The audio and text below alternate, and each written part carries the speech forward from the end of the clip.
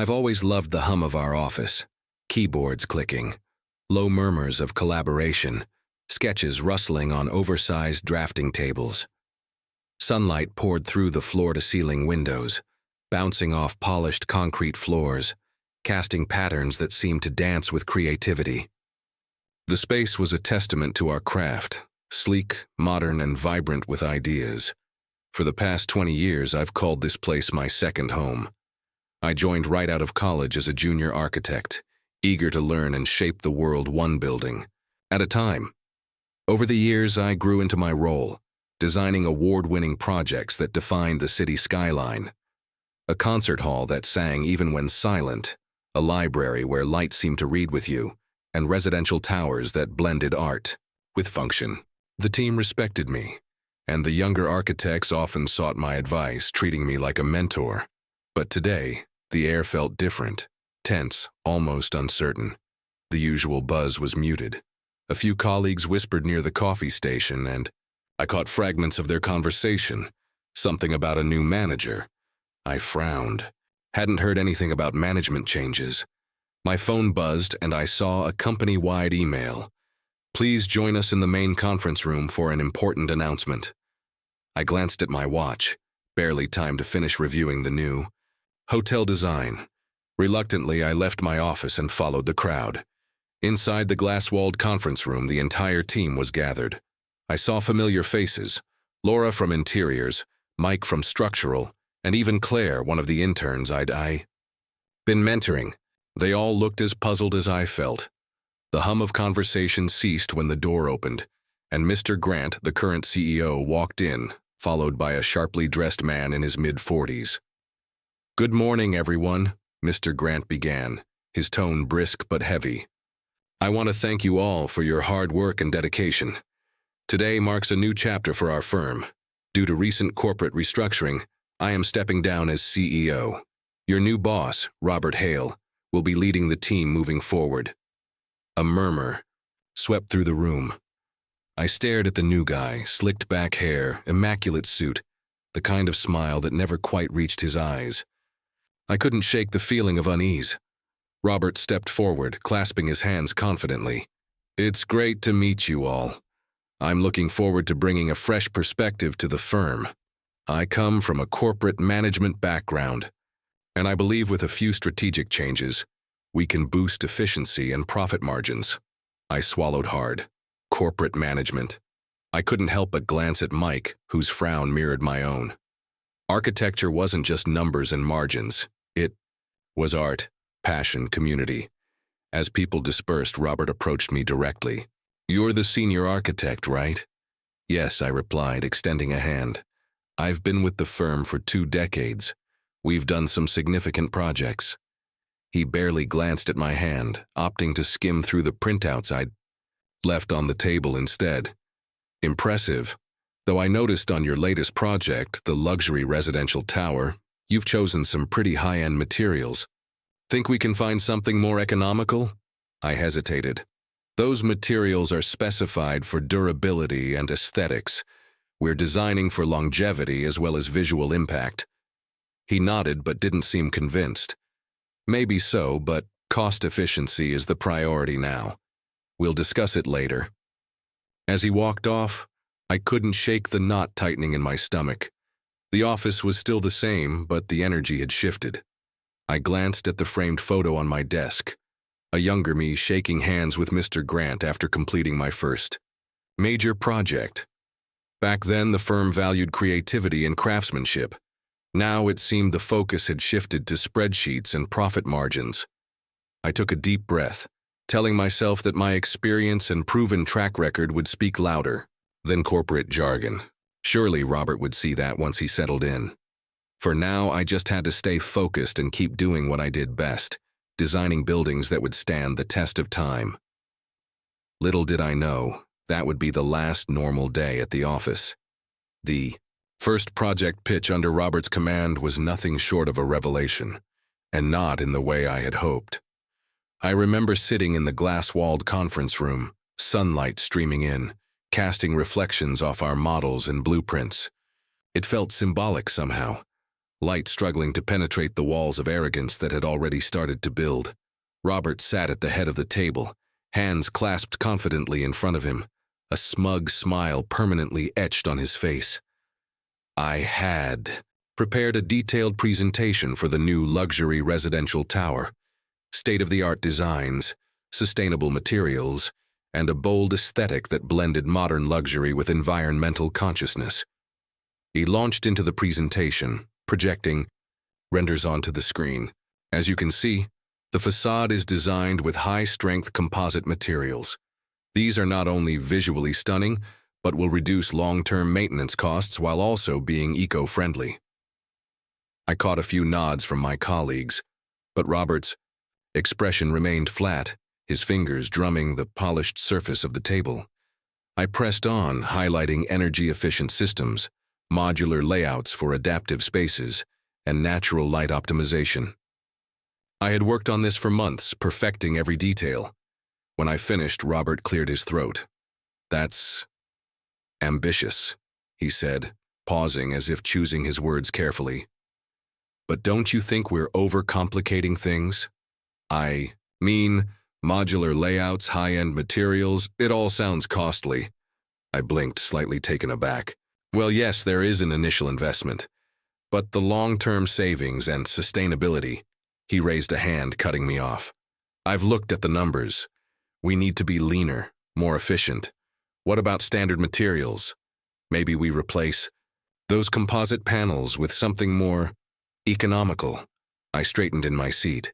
"With all due respect, Robert, we're building luxury residences. Cutting corners on materials will compromise quality and reputation. We've always—" He leaned back in his chair, his gaze never leaving mine. "That was then. We're streamlining now. Luxury is fine, but profitability is better." I felt the air shift in the room, colleagues stiffening in their chairs, avoiding eye contact. I knew what he was doing, establishing dominance, reasserting his vision. "I understand the importance of profitability," I replied carefully. "But sacrificing quality for cost can hurt us in the long run." His smile widened. "I think you're missing the bigger picture. We can still deliver beautiful designs without the extravagance." Extravagance?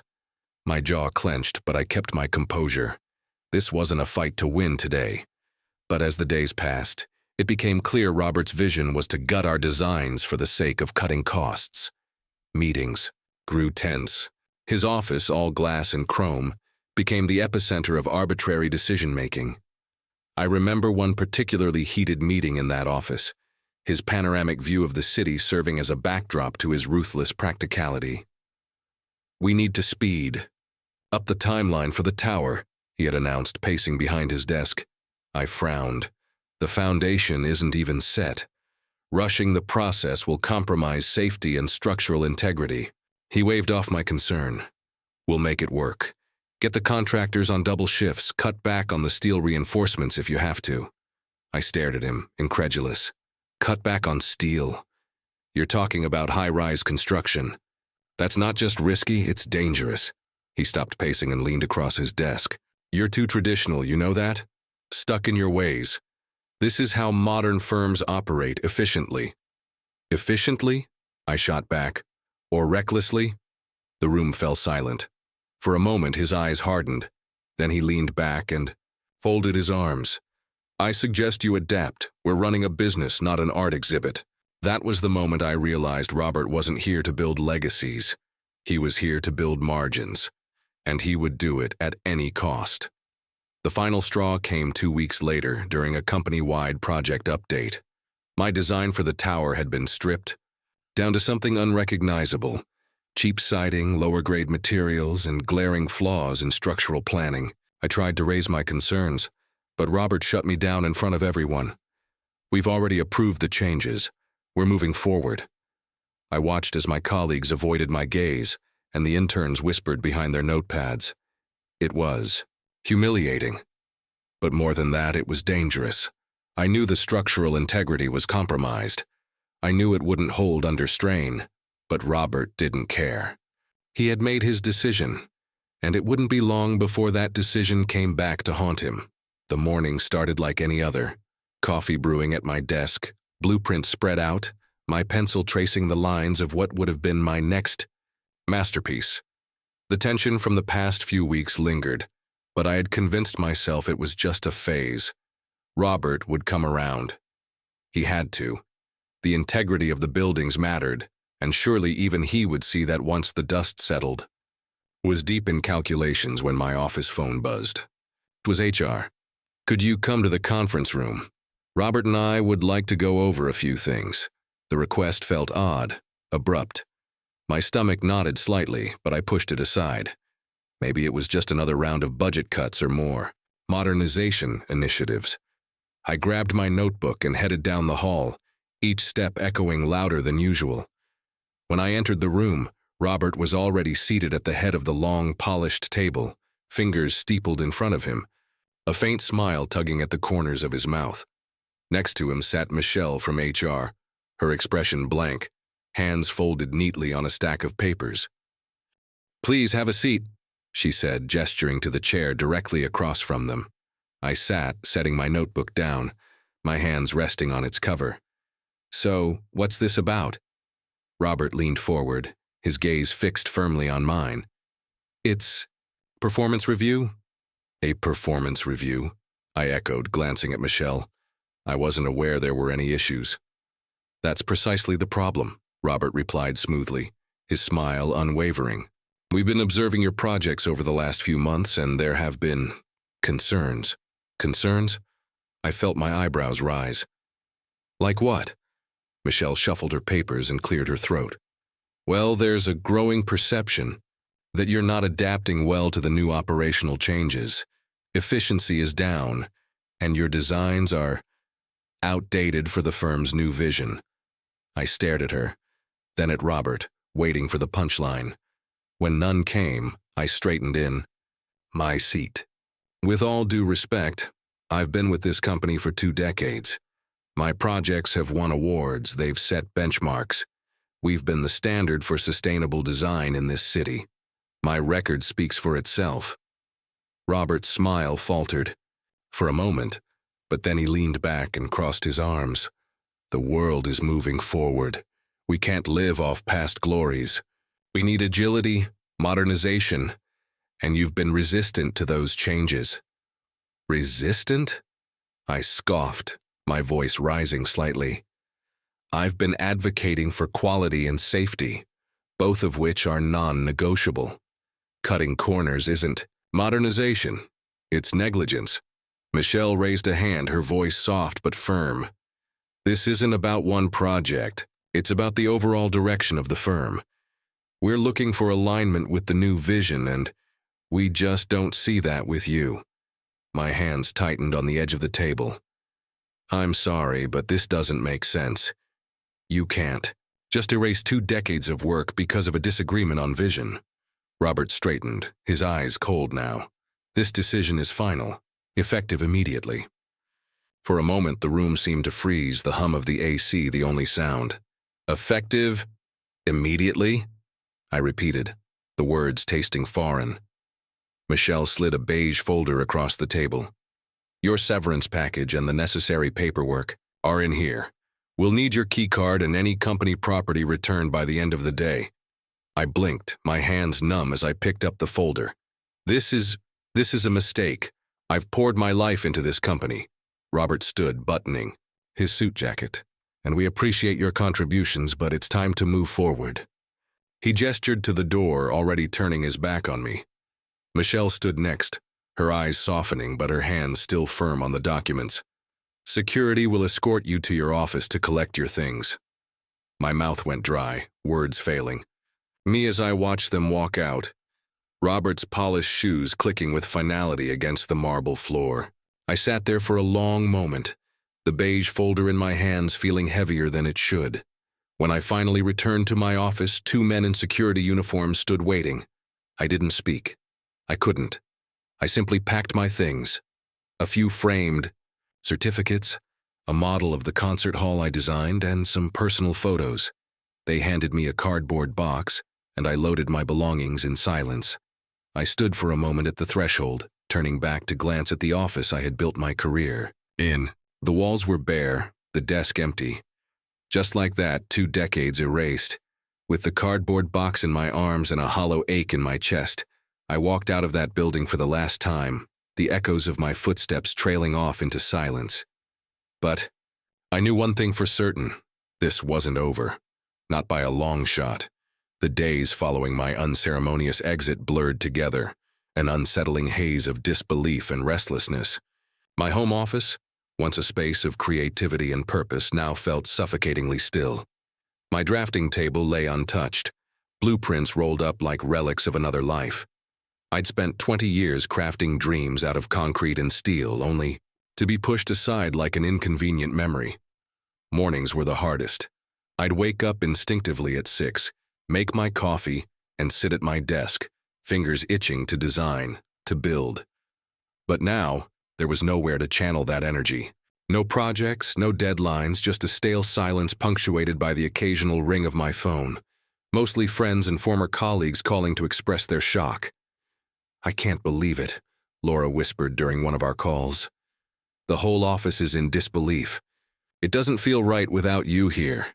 I managed a laugh, though it came out hollow. Seems Robert didn't feel the same way. Her voice dropped to a whisper. "There are rumors, you know. He's cutting costs everywhere." Mike told me they swapped out half of the tower materials with something cheaper. My grip on the phone tightened. What? The tower was designed with specific materials for structural integrity. You can't just... Apparently, you can. Her voice wavered. I heard the foundation mix was altered. Cheaper concrete, less reinforcement. It's bad, really bad. A knot formed in my stomach, heavy and unyielding. That's insane. It's a luxury high-rise. People are going to live there. Robert's running the show now. He wants margins, not monuments. I thanked her for the call, but my mind was already racing. Cutting corners on small projects was reckless enough, but a high-rise? That bordered on criminal negligence. I pulled out my original blueprints from a cardboard box marked personal, spreading them across my desk. The specifications were clear, reinforced. Concrete, steel framing with specific load tolerances, fireproof materials. I had designed that building to last generations, not just a fiscal quarter. I began to dig, diving into online forums and social media, scanning for any mention of the tower's construction. At first there was nothing, just marketing posts and digital renderings. But then about 2 weeks later, things started to surface. It began with whispers on local community boards. Anyone noticed the cracks forming near the base of the new tower on 5th? One post read, accompanied by a blurry photo of thin, jagged lines snaking up the concrete. I clicked on the image, enlarging it. My eyes traced the fractures, familiar with the telltale signs of improper curing or low quality. More posts followed. "My brother's on the crew," one commenter shared. "They cut the concrete mix with more water to save costs. Says the site manager mentioned something about budget adjustments." My heart pounded as I scrolled through. Photos emerged, misaligned. Beams, water pooling in the unfinished basement. Signs of structural fatigue that should never have been present at that stage of construction. My instincts flared, honed from years of architectural scrutiny. These weren't just cosmetic issues. They were fundamental flaws that compromised the building's safety. I couldn't let it go. I picked up the phone and called Mike. He answered, on the second ring. "Hey, I didn't expect to hear from you." His voice was guarded. "Mike, what's going on at the tower?" I asked bluntly. "I'm seeing posts, cracks, water damage, structural issues. What did Robert do?" He hesitated, then sighed. "You didn't hear this from me, but he gutted your designs. Swapped out high-strength concrete for standard mix, cut back on rebar, and pushed for faster curing times. It's a miracle the thing's even standing." A flash of anger surged through me. "That building's going to hold hundreds of people. It's a high-rise, for God's sake." "If there's a structural failure, he doesn't care," Mike interrupted. "The investors wanted it up fast, and Robert delivered. End of story." But I knew it wasn't the end, not by a long shot. The storm was building, and I intended to be right in the eye of it. I started saving screenshots of every post, every complaint, every photo. I compiled witness statements from crew members anonymously, documenting the shortcuts and rushed schedules. Social media began to catch fire. Local news outlets picked up on the buzz. Structural concerns at new luxury. High-rise, the headlines read, residents in nearby buildings started posting videos of construction dust pluming out of the site, water seeping from the foundation after rainstorms, even workers abandoning the site for days at a time. The first lawsuit hit the news 2 weeks. Later, a woman claiming property damage from vibrations caused by faulty construction. She wasn't the last. I watched it unfold from my home office, my laptop humming with alerts and updates. Each post, each news story, was a small vindication. But it wasn't enough. Not yet. Robert had built his empire on shortcuts and half-truths. But I was about to show him that structural integrity wasn't just about buildings. It was about people, and I was just getting started. I wasn't just going to sit back and watch Robert's negligence jeopardize lives. I needed proof. Solid, indisputable proof that would force the world to see what was really happening behind the shiny new facade of that luxury tower. My first call was to Laura. As the lead on interiors, she had first-hand knowledge of the downgraded materials. "Laura, I need you to confirm something," I said, keeping my tone calm despite the adrenaline coursing through me. "Did Robert officially document the material changes for the tower?" She hesitated. "Not really. Most of it was off the record. He didn't want a paper trail. But I have emails, conversations where he told us to cut costs. Save everything," I instructed. "This might get ugly." Next, I reached out to Mike and a few trusted former colleagues. Slowly, a picture began to form.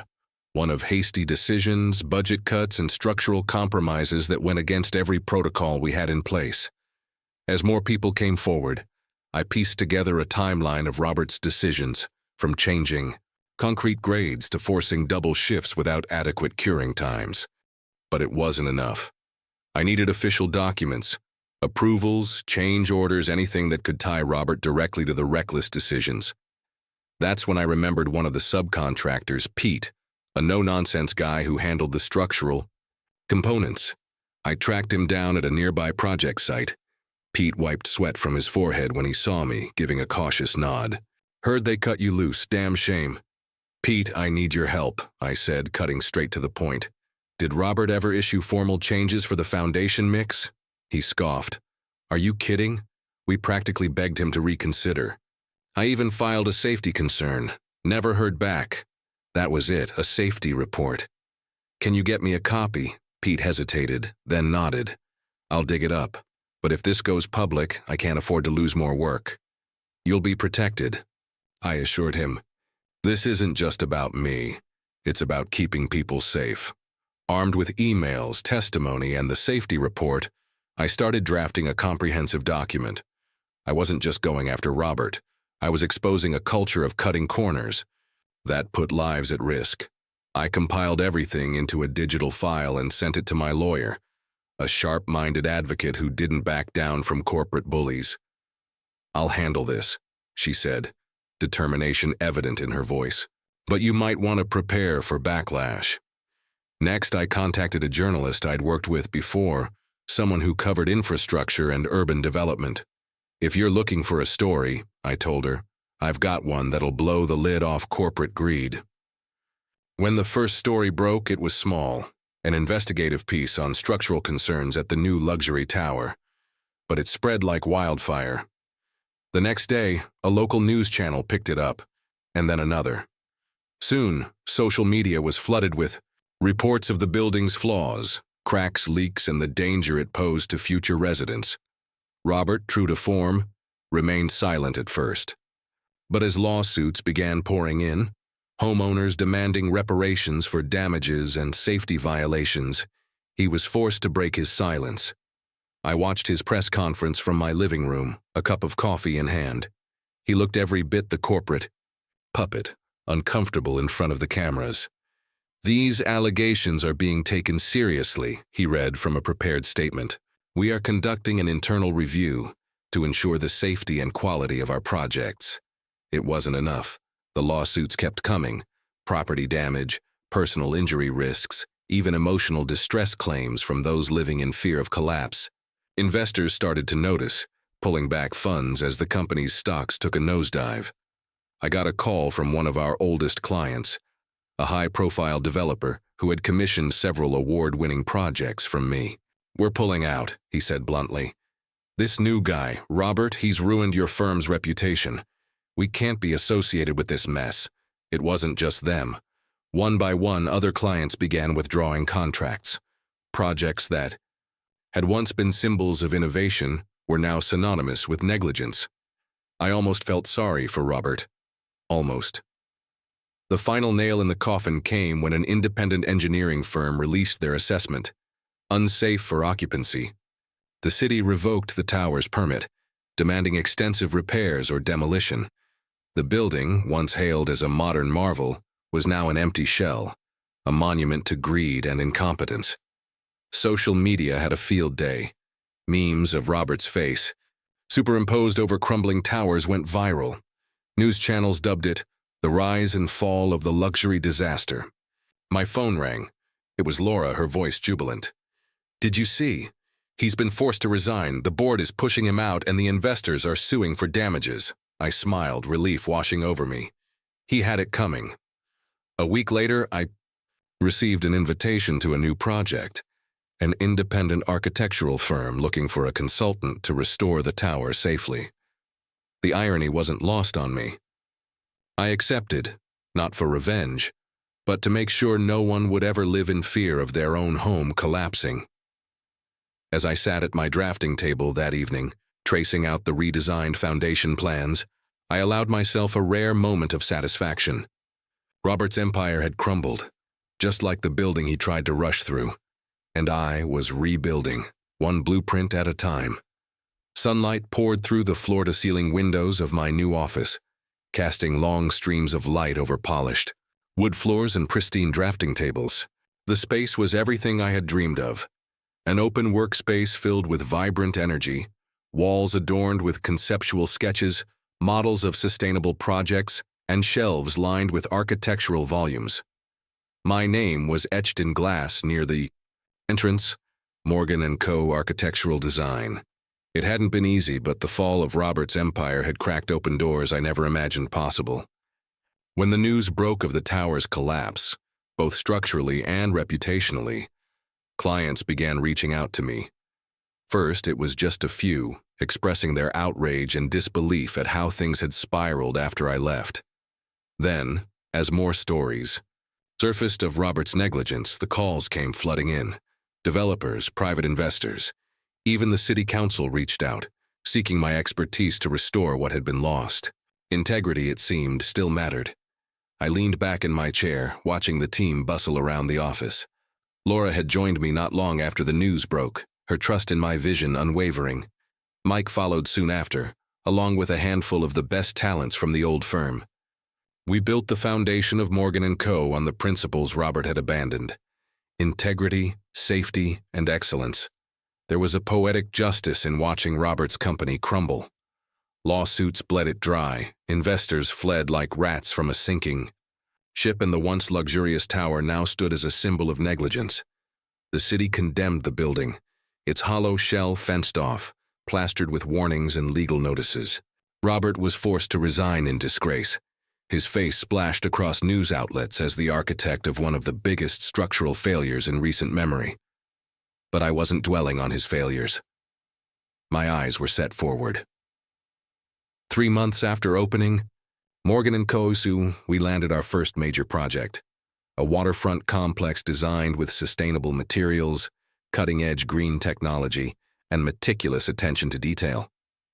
It was ambitious, but I poured everything into it, determined to make it a testament to what real architecture could be. The groundbreaking ceremony was a defining moment. Cameras flashed, journalists scribbled notes, and former clients shook my hand with promises of more projects to come. I spoke to the crowd about integrity, the importance of quality over shortcuts, and the responsibility architects have to the people who inhabit their creations. When the first steel beams were raised, I stood at the edge of the construction site, hard hat in hand, watching as the structure began to take shape, solid, resilient, exactly as I had designed it. Laura joined me, handing me a cup of coffee.